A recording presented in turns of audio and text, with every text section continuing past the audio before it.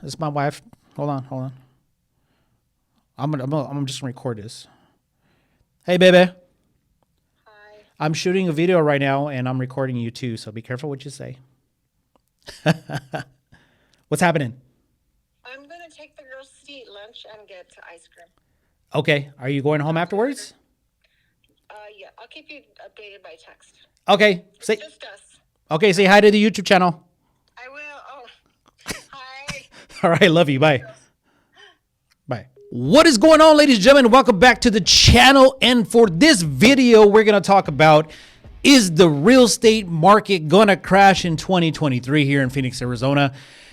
And with all the layoffs that's happening across the world with Amazon, Facebook, and then now we have just been told by a little birdie on my shoulder that Intel Corporation here in Phoenix, Arizona, over there in Ocotillo, okay, and across maybe Chandler, that Intel Corporation is also presenting the voluntary separation package, which is formerly known as the VSP, actually known as the VSP, the voluntary separation package for employees to leave the corporation. And I hear that number is 20% of layoffs happening here in Phoenix, Arizona. Now, that's got me scratching my head to think like, hey, is this real estate market going to crash in Phoenix, Arizona? Not because people have took out the wrong loans, not because people are not making their payments, not because they have adjustable loans, not because they have ARM loans, because everything that's been underwritten since the crash of 2008 has been 30-year fixed mortgage interest rates, and people could afford housing until these prices have gone up. But now I'm thinking, it's got me considering that something's bad gonna happen because of interest rates hiking, okay, up to 7%. They have came down a little bit, but they're up at 7%, the highest that we've ever seen in 1 year. In 1 year, house prices have skyrocketed as well, and home prices have come down, but not as far as they have in the past, like when the crash happened. But now we have a layoff issue happening across the United States. And of course, in our own backyard, we have one factory that's building, TSMC in North Phoenix, and they actually announced that they're going to actually add $10 billion another factory on top of that factory. And now we have Intel Corporation, which actually is laying off people here in Phoenix. So that's what's going on. I got some data for you guys, like you know I do, because I like to bring the truth for you about this real estate market, because I want you to make a right decision. If you're thinking about buying, if you're thinking about selling, if you're thinking about investing, I would hold off on the investing side, okay? So do us a favor, push this video out, hit that fist button right there on the right or the left-hand side, subscribe, hit that bell to get notified once we drop the latest video, because I'm just bringing you the truth and the fire of what's going on over here in Phoenix, Arizona. So with that being said, let's get into this data. Well, ladies and gentlemen, the first thing I want to get into is active listings for sale. Right now, as I drop this video, we have 20,620 listings for sale. Now, that's the most we've had since the last 2 years. I remember last year, the lowest count we had was like almost 4,000. Now we have 20. Now, that gives you as a home buyer an opportunity to buy a house, negotiate the contract, negotiate the price, but home prices are falling. And you're probably thinking like, hey, I don't know if I should buy a house right now because I don't know where the bottom's gonna be, Victor.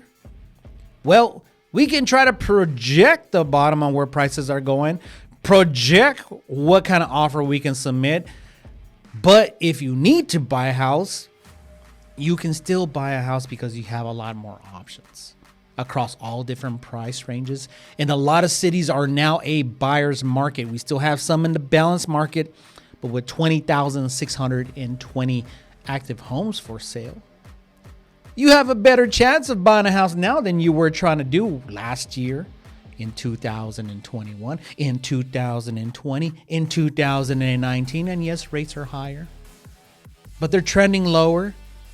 Maybe you can refinance later. But the opportunities that you have now are greater than they were in the past. But only if you need to. I'm not selling you to buyouts. Okay, we have to have that hard conversation to be like, hey, this is where I think the market's going. I think this is where the bottom's going to be. If I'm not correct and you're okay, and your house price goes a little bit lower than what you purchased it, but automatically real estate always goes up. How do I know this? My own house, my own investment properties, they have gone down in value and they continue to rebound and go back up. I hate this. I hate to say this, but it's a lot safer than FTX crypto. Now you may be thinking like, man, this guy has a lot of energy. Well, that's what I do is I bring a lot of energy in my family, in my marriage, and in my business, and in these videos, because then you guys wouldn't watch them because they'd be boring as you know what. So I always like to tell you, I like to tell the truth of what's going on. Okay. So 20,620 active homes for sale. Now I'm going to show you a little something. Back in the day, from the price point of 0 to 400,000, here we are. We have 7,097 homes for sale. Back in the day, we had like maybe 1,500. So you have a pool of where you can choose from a 0 price point to 400,000. Now, let's change this price point from 400,000. Let's go to 600,000. This is kind of like a sweet spot as well. You're at 7,467. And if you look at this and the map, as far as the basis, as far as the map, I mean, look at this. You got a lot of opportunities to buy when this map didn't exist back in a couple years ago. So this is why I say that if you need to buy a house and you're tired of renting and this is an opportunity for you to get in, you might want to take this opportunity.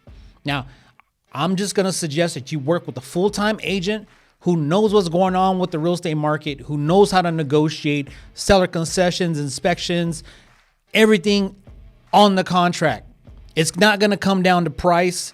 It is going to come down to price, excuse me. It is going to come down to price. It is going to come down to price, but it's going to come down to terms. It's going to come down to price and terms. You want price and terms, but I would suggest that you get the terms locked down and go for the price as well.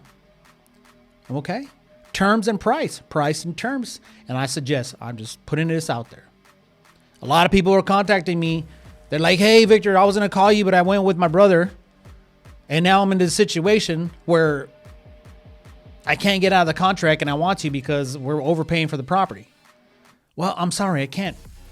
This is why you need a full-time agent who's doing this in a daily basis, looking at the reports, looking at the math, looking at the numbers of listings, looking at the numbers under contracts, looking at the number of pendings, looking at interest rates, knowing what cities are a buyer's city, which one's a balance, which one's a seller's, how to negotiate the contract, knowing how many showings they've had, how many showings they haven't had, how many price reductions they have, how many price reductions they have not had, what's the history of the loan, what's the tax records say, where's the homeowner located. All of that makes a lot of sense when you're writing a contract right now. I'm giving you a lot of tips, and a lot of agents are going to steal my tips right now too. So you have opportunity only if you need to. All right, ladies and gentlemen, so I've been getting the question, what about foreclosures, Victor? There is a lot of foreclosures happening, and I see a big, remember the term shadow inventory back in the day when we had a lot of foreclosures? Uh-oh, here we go. Let me put that away. I'm sorry. I am working here on when I shoot this video, and people are still calling me. So remember, shadow inventory. Remember that back in the day with foreclosures? Well, let me take you on a trip. When I got my license and I got in at the bottom of the market, like bad time in the market, but I learned so much value of what was going on. So let me take you on this little journey is notice a trustees. Okay. Now this is brought to you by the Cronford Report. And if some of y'all have seen my videos is I pay for this data. Then I give it to you for free because I want you to make a great decision. I don't want you to go out there, lose your shirt, lose your car, lose your kids, lose your family by buying a house. Okay. YouTube, don't edit that. Okay. It's just a joke. So notice of trustee sales. This was the top of the market when the market was going to crash. You see there, March of 2009, 10,558 notice of trustees, meaning that these families, whoever owned a house, they were going to get foreclosed upon. Okay. The bank said, we're foreclosing because you're not making your payments. Okay. A lot of these houses were vacant at that time. I remember going over there looking at these houses, and you would see the copper was ripped out across the entire house because people were pulling the copper to go sell it. You go over there and see the AC was there. It was gone. They were selling the copper. They were still taking the compressor. I mean, they were ripping out granite countertops, new cabinets, water heaters. Everything was gone from these properties. I mean, it was scary to think. But people were pissed off about what was happening. And then the banks got bailed out by the government. Okay? Now, that's a totally different issue. Not going to get into it. My opinion is the Fed is late for the party in raising these rates and trying to hold on inflation. It has dropped a little bit, but I'm not a politician. I don't get into politics. I just do what I need to do to try to survive, help you guys out, and bring the truth. So with the foreclosure data, let me go back to the foreclosure data. I just went around a tangent. I don't know why. Right now, look at this. Oh, look at that. Baby, October. 244 notices of trustee. So if you think we're going to go all the way up to the market crash of, oh man, it changed on me. Here we go. 10,558. Just putting my stuff out there like I tell you all the time. It's not going to happen. Will we see some? Yes, we will. But at that rate, no. Now, another chart I like to look at is these active listing counts, right? Normal active listing counts of what's happening here in Phoenix, Arizona. Let me adjust that real quick. So let's take a look at this chart. We are as active normal listings, okay? You can see right here, it's normal. You see right here. Let me scroll down a little bit for you guys. You guys take a look. Let me make sure you guys can see it. Right? I want you to see the data. Don't want you to be squinting like me with my glasses. I'm old. 14,349 was July 28th of 2018, my friends. It did go up to the highest peak of 18,289, February 16th of 2019. Then we all know what happened. And look at this. People just started coming in and buying like crazy because we had, look at this number, the very bottom of the number, 4,159 active homes for sale. Now, just with that being said right there, if you were in the market at that time frame, you were paying 50. I remember seeing 25, 50, 75, 100,000 over list price when home prices were actually vertical. Buyers were waiving home inspection, appraisal, giving the earnest money hard. I remember seeing contracts come out across my table with $50,000 earnest money hard, meaning if the buyer backed out, the seller gets the 50 grand. They were waiving sight unseen, buying property sight unseen. So do you have the better opportunity to buy now with all these homes for sale, or were you one of those people trying to buy one back in the day? So this is why I tell you, you still get a great house at a great price, great terms. You just got to remember what we went through and think like, well, you know what? Maybe he's got a point there, because I would have overpaid 50 grand.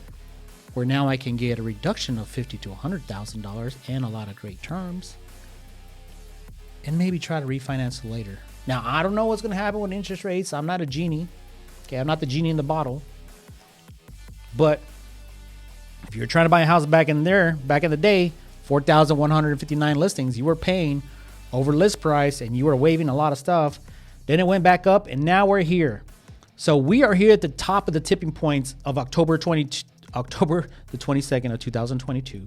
19,559 active homes for sale.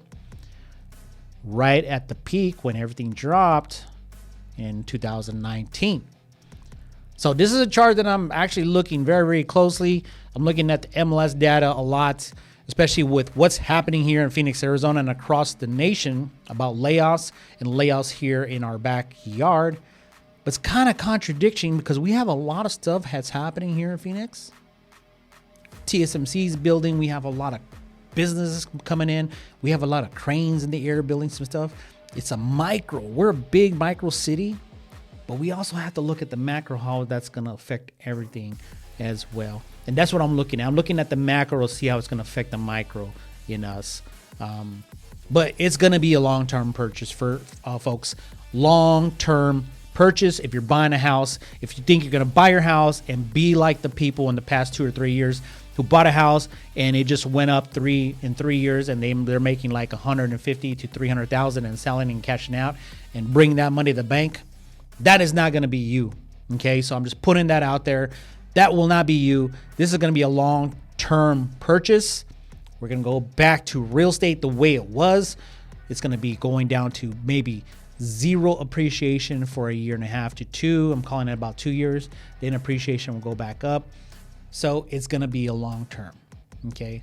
So if you're buying, it's buying for long term. If you're going to try to buy for short term, rich gain, make that money, don't do it. Just don't do it. No matter what that other agent tells you.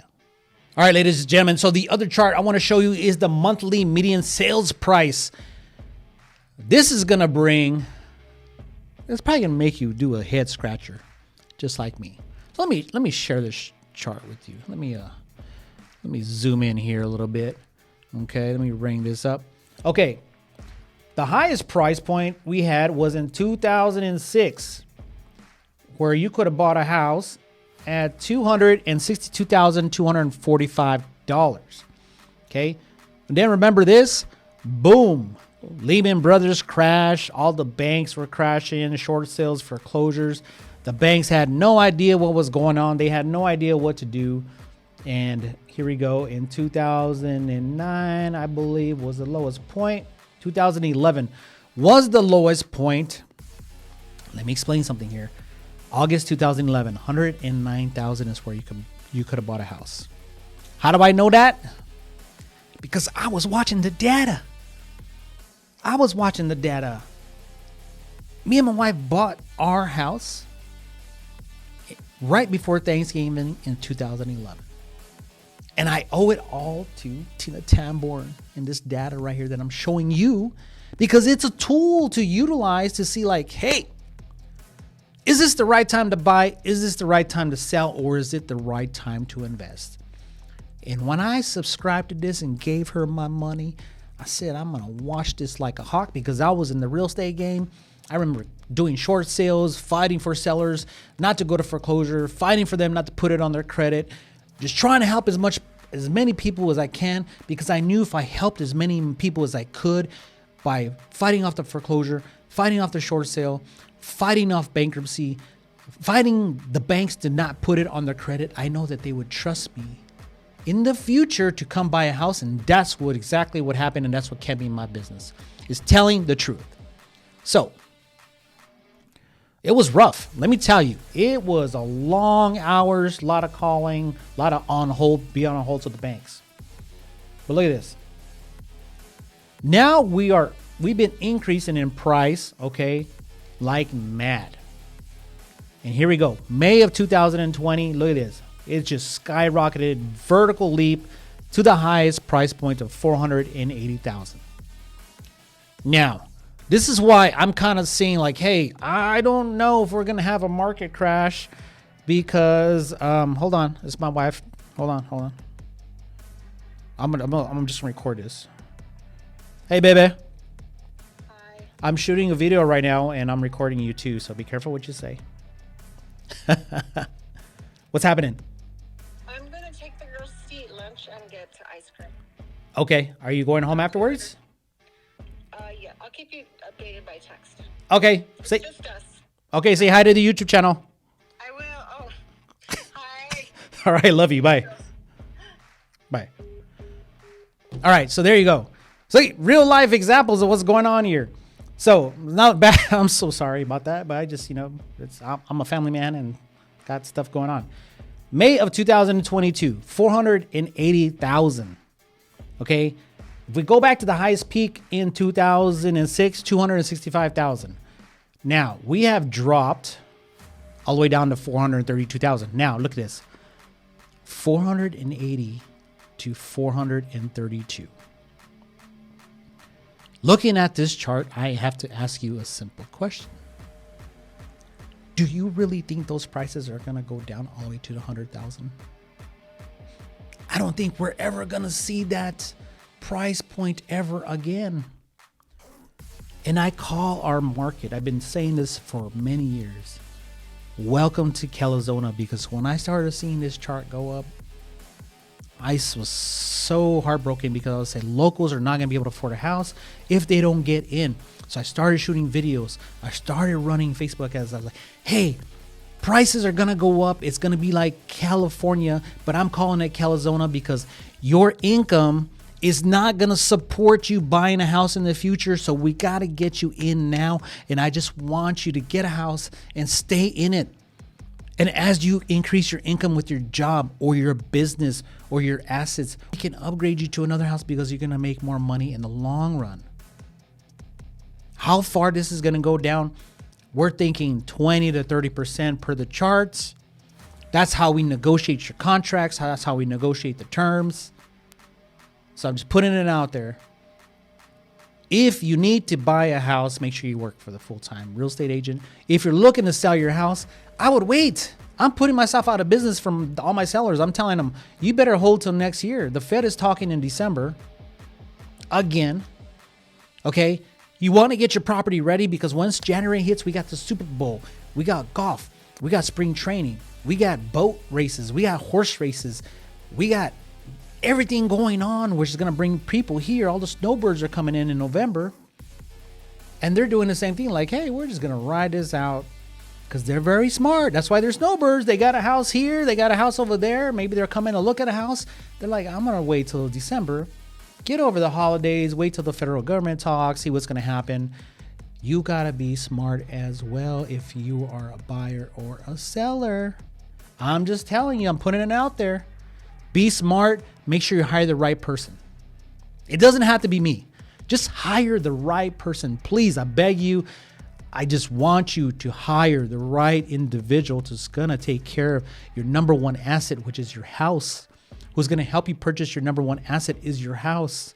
It's going to be long term, but you want to go in getting the best deal you can because you can't renegotiate once you get your keys. You can't renegotiate once you're a seller and you sign on that contract. It's hard to go back to be like, hey, I want a little bit more money when I'm trying to sell my house, or I need a little more time to move. Hire the right person. All right, ladies and gentlemen. So the next chart I really like to watch is the Cromford Supply Index. Now, anything below 100 means that we have a shortage of supply, and everything above 100, we have excess supply. So let me bring this chart up for you. So we are on the supply tab right here, and we are sitting at 82.2%. So that's still telling us that we have a shortage of supply. Okay. And we've been in this situation right here. We were kind of close. We have to be at 100. Let me see, at a balanced market. Right here was June 11th, which is when we were a balanced market and we went down. Okay. So we still have low supply. We are climbing higher. And you can see here is back in 06, we did have lots of supply. This is when the foreclosures happened and we went a lot more. We had so much supply. That was the highest peak right there is October 6th of 2006, 7 is saying right there. So there we go. So we still have less supply than demand, but demand is weak. I'm going to tell you that. I see this going up higher.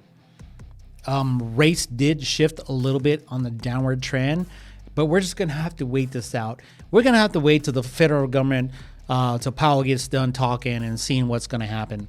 Because, man, it is so hard to predict. And then now with all the layoffs, with the macro, like I was telling you, and then we're Arizona micro. I mean, we're strong as a micro city and state. But this whole macro of layoffs that's happening, it's, we're going to have to wait to see how that affects the entire real estate market. And also the last talk with the federal government, see what they're going to do with the federal funds rate. Now I want to show you the Cromford Market Index. Now, let's take a look at this because we're shifting into a buyer's market, my friend. And here we are. We are in, let me just check this so we can get this chart back into line. Boom, boom, boom. Here we are. So we are at 93.9. Okay. So we are heading into a buyer's market because look at this. Everything above 100 was the seller's market, right? So we were at 511.1, massive seller's market. Now we're trending down to a buyer's market at 93.9. So if you are a home buyer, yes, we are in a buyer's market in some cities. Some cities, we're still in a balanced market, in a very, very, very little seller's market. Let's kind of like Scottsdale, Paradise Valley, hot cities in Phoenix. But we're heading into a buyer's market, okay? We just got to really adjust about when we're writing your contract about price and terms. Terms and price, price and terms. So we are heading into a buyer's market across our entire city here in Phoenix, Arizona. Let's take a look of demand. How much demand do we have of people buying a house? Okay, this has gone down dramatically because of the interest rate hikes. Okay, so we had a lot of demand back here in December. Okay, because anything above 100, we have high demand. You can see here, demand is going down, and we are now at 77.2%. So we don't know how far this is going to go. But I could tell you this is my listing in Mesa, we canceled the listing. I talked to my sellers and said, hey, we're not getting any showings at this price point. We've reduced the price close to almost 50,000. I said, I think you should just let's cancel this thing. Take it off the market, rent it out for a year, and come back and see what happens. Because the demand was so weak in the area, if we cut the price, kept on cutting the price, pretty much we're going to be giving the house away when they had a lot of equity. I mean, homes were still appraising a lot over what the list price was. It's just that the demand was weak, right? Because people are waiting on the sidelines. So this is why I tell you, if you're a seller, you want to wait till 2023, till next year, when people start coming into Phoenix, Arizona, and start looking at properties. You want to wait till the federal government talks. You're just going to have to put the pause button, start getting your house ready. If you need a report on how to do that, just, you know what to do below, okay? Just get your house ready so when that time frame comes and you're like, boom, let's go. Let's hit the market. Okay, it's gonna come down to price. It's gonna come down to how your property looks and shows and smells. You're gonna have to put some work into your house now to sell it. You're not gonna be able to just put a post up and a sign and get 35 offers in one day. That's not gonna happen anymore, folks. It's gonna take some work. Your agent's gonna have to work with you to price it right, give some concessions so buyers can buy down the rate, which is one, or give some concessions so they can actually pay for their closing costs and they can buy down their rate. I mean, there's a lot of creative stuff you can do here as far as creative financing as well. So make sure you hire the right agent to represent you when you're selling. But I'm going to tell you, call me in 2023 because I'm not going to waste your time, my time, and put your house and have days on market there just sitting there and be like, hey, we're not getting no showings. And I'll be like, well, I kind of told you, wait till 2023. So you want to take a $50,000 price cut? Yeah, you're not going to like that. And that's why I'm telling you, wait till 2023 if you want to sell your house. But if you're going to buy a house, it's buying season right now. I'm telling you, discounts galore. I mean, they're just giving it to you. They're like, Here, take it, please. I need to go to my new construction house. I need to get out of here. I've got a job in Florida. I need to go. I got to go somewhere. They're like, here, just give me something solid, please. They're willing to negotiate with you. But you got to have the right person in you that's right behind your back, just in case you get an uppercut, so we can block it. Okay? So anyways, I know. So I'm a little high energy, folks. That's just how I am. Okay? I got 3 girls at home, and we finally got a male dog, and I'm excited to have a male in the house. Okay, so we can wrestle, right? We could throw the ball, fetch, all that stuff. But I'm just high energy. That's just who I am. So I might not be the right person for you, but I might be the right person for everybody. But anyways, folks, do me a favor. Hit that fist. Subscribe, like this channel and this video, because it pushes us out to the right people who really need to hear the truth about what's happening here in Phoenix, Arizona, in the real estate market. And if it's going to crash, because I'm still putting it out there. I hate to say it. Arizona's not going to crash, but I'm really looking at the macro. What's going on, how it's going to affect our little city. But anyways, folks, I'd appreciate it if you hit that subscribe button and that bell, because when you do, it just pushes it out to more people. If you know anybody who wants the truth, just share that little link over there for that video. And we'll see you guys on the next video. I got to go eat with my family. You heard the phone call. They're going to go get lunch, and I'm over here shooting a video, and I'm kind of hungry.